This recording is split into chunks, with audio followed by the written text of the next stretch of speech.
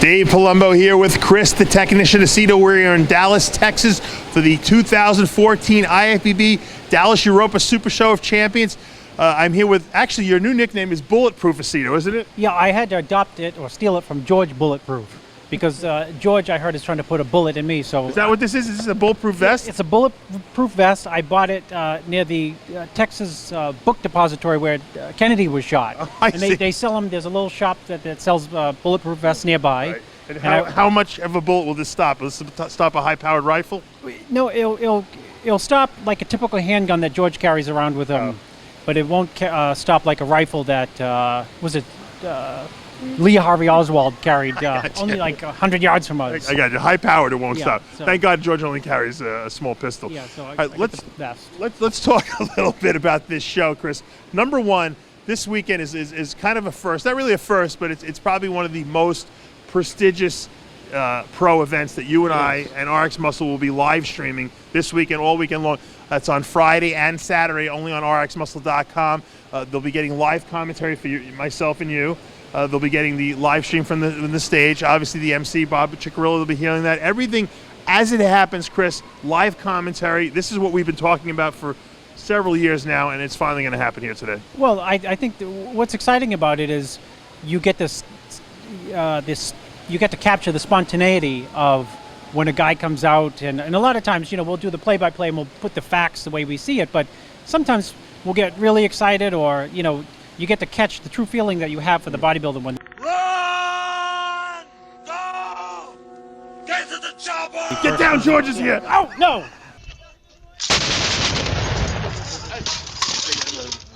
Stay down! Stay down! Dave, if I die, I always want to say Heavy Muscle Radio was always the best, the funnest part of my week. Also Sirhan's nephew. False alarm. Sorry, it was totally a tornado outside. Okay, we're okay.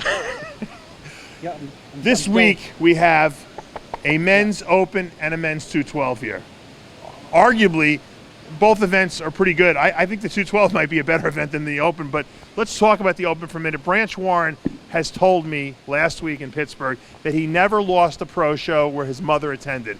His mother's going to be in the crowd here on Friday and Saturday. Branch is in his hometown of Dallas, Texas. Is he the man to beat? He's the man to beat, I think, because the lineup is not especially strong. So that's, one benefit.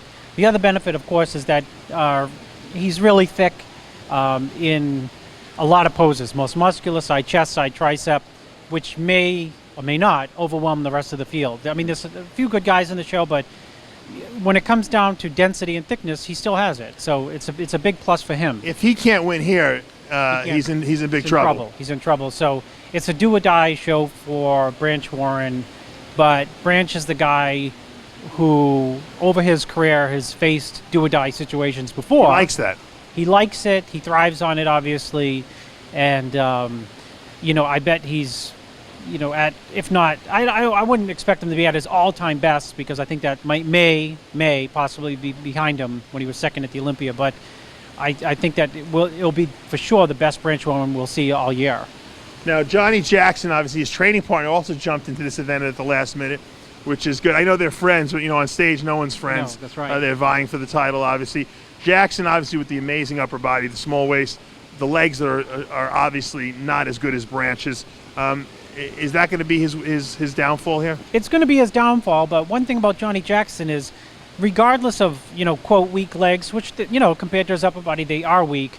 I've been to shows, and you have too, where they are for sure good enough where he's extremely dangerous. And sometimes he brings tremendous condition as well. Yeah. So, and he's got an amazing back. I mean, amazing back, and we just talked about how thick and dense Branch is.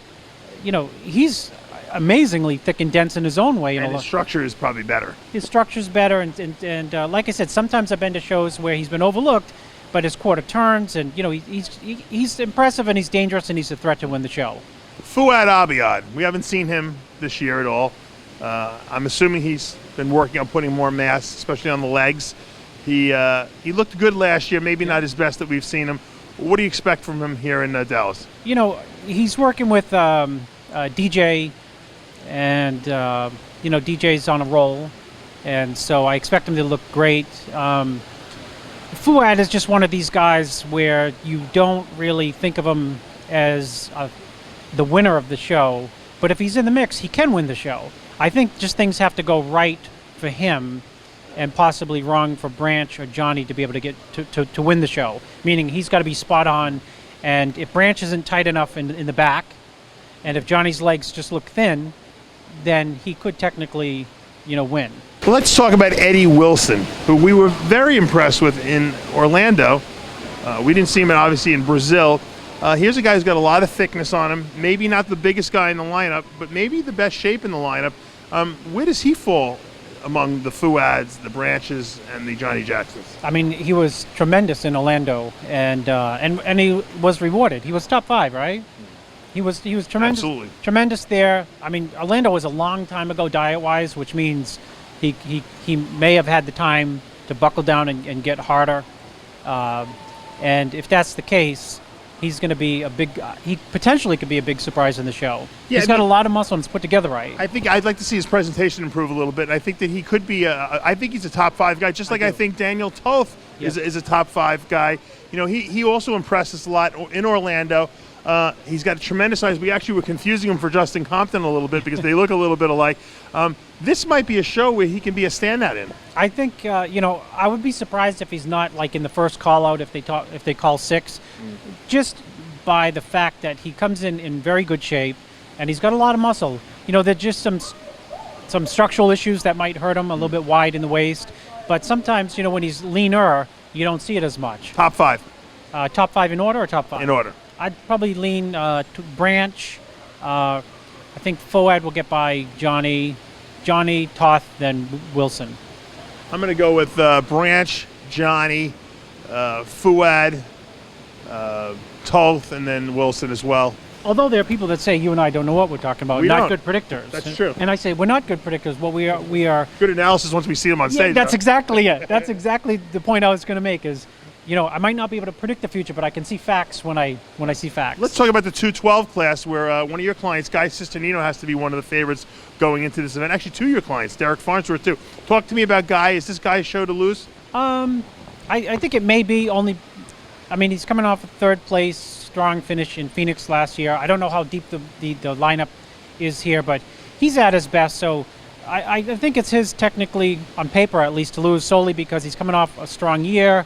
He, maybe gained 2-3 pounds of real muscle. And he's always got the lean, super ripped conditioning. Yeah, so he's got the lean, super ripped condition, and he takes it serious. So, I consider him a front runner for sure.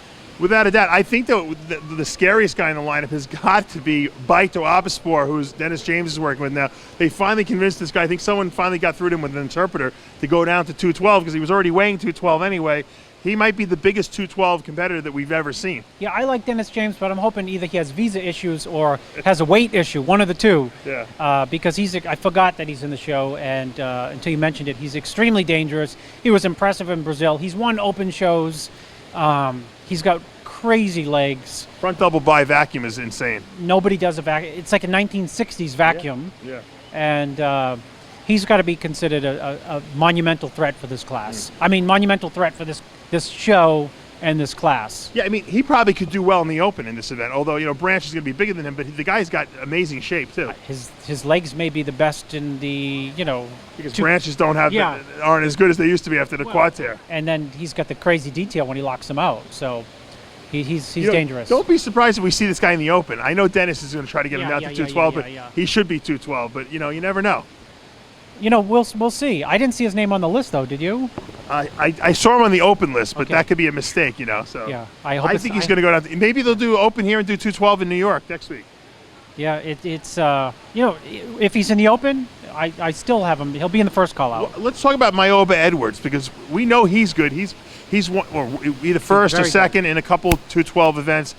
A lot of crazy, freaky muscles, small waist, good shape. Crazy ripped hamstrings. Yeah, what is this guy going to fall? Where does he fall, I should say, in this 212 lineup? He falls in the top probably 3. Where he's lacking is in, or has been lacking sometimes, is in total thigh size. But he's the type of guy who either comes in consistently in good condition, and once in a while he rolls the dice and it comes in absolutely spectacular condition. If he comes in spectacular condition, everyone could be in trouble. Derek Farnsworth, maybe the smallest guy in the lineup, but definitely going to be one of the hardest guys in the lineup. Great shape, small waist, and he's one of the best massage therapists in the world because he's going to work on my knee a little later. He worked on my neck last night and my hip, which I thought I need hip replacement actually, and I don't think I do after seeing him. All Derek needs to do is be in a call with anyone who's, if he's standing next to, like, you know, all he needs to do is be in the mix, because there's no gaps in his physique at all. He has great quarter turns. His condition is great. One weakness is he's not as big as these other guys. Exactly. What does he weigh, about 176? No, he's 161. But if you put him, you know, he's 161. If you look at him 3 feet away, he looks 141. And if you look at him 20 feet away, he looks 201. Yeah, so it's deceptive. He's very deceptive. And, so, you know, where he's placed so high in the last shows is just simply he gets in the mix. And if you're a judge, you're looking for the gaps, and it's hard to find them, and, you know, he lands. He's probably the lightest, best guy in the IFBB. Yeah, he's probably the lightest and the strongest. Probably the strongest too, yeah. You know, there's a figure division here. We got men's physique division, I believe, a bikini division. It's a big show. No Chris. wellness. Women's physique, No wellness, no. Julianna Malik Carney is going to be here in the women's physique division.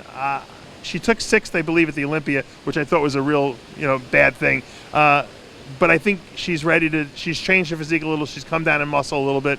I think she's the girl to beat here. I think so too. And, you know, interestingly, last year, you know, I thought she was walking a fine line in terms of her total amount of just like density on her body. To me, she looked like she had too much muscle, not by herself, but in contrast to like the lineup. The other girls. And I thought it hurt her because in other words, you have to go like, okay, she's the winner, or not really. She's really the 6th place person. Yeah. So I think, you know, toning it down, meaning not coming in as dense and, you know, super full, which was I mean, I thought she looked fabulous. Yeah. But doing what she's doing, trying to tone it down a little bit, whatever that means, tone it down, you know, come in, I hate the word softer, but not as capped. Smaller, maybe. Yeah, smaller. That it's a good move for her because she has the shape. Yeah. And all she has to do is, you know, not be so capped out in the delts and tries, and I think she'll be rewarded. And Tony will be last-minute entrant into the figure division. I think she's got to be the favorite here in that division. All in all, it's going to be a great show this weekend. I'm looking forward to seeing the competition and to broadcasting live with Chris the Technician Aceto in the commentator booth with me all weekend long, Friday and Saturday. Yes? Well, I was declined. You took off your bulletproof vest. I did tell you I was, and I've talked about this on Heavy Muscle Radio, I was declined yesterday for life insurance. Me too. I know you are. Yeah. Mine was cancer. Yours was you were too busy, I think. Yeah, I was too busy. They said I work too much. And so I have removed the bulletproof vest. So if I die, I'm going to be uninsured. And we're not going to have a host for Heavy Muscle Radio. That's true. So, maybe George could take over. Yeah, he can send in his resume. That's right. It's probably like 45 pages long. He's a doctor after all. I'm sure. Well, catch all the updates all weekend long, like I said, on RxMuscle.com, on the front page. Watch the live stream. Watch Chris and I commentate. And I think you're going to have an awesome weekend. Only here do we do it this way at RxMuscle.com. See you later.